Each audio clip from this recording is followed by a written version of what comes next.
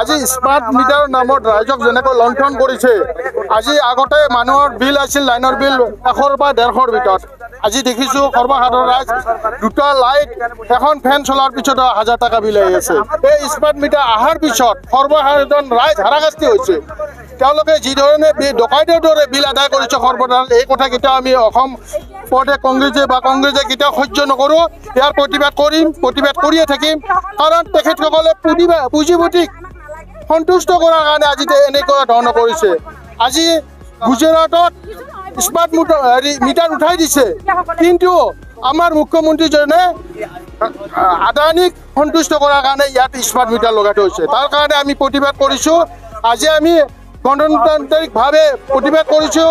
ইয়াৰ প্ৰতিবাদৰ ভাষা যদি তেখেতসকলে বুজি নাপায়, অনাগত দিনত ৰাইজ তথা আমি প্ৰত্যেকজন কংগ্ৰেছ কৰ্মী আমি নিজে স্মাৰ্ট মিটাৰ আমাৰ পৰাই গুচাই দি আমি আগৰ মিটাৰ সংযোগ কৰিম।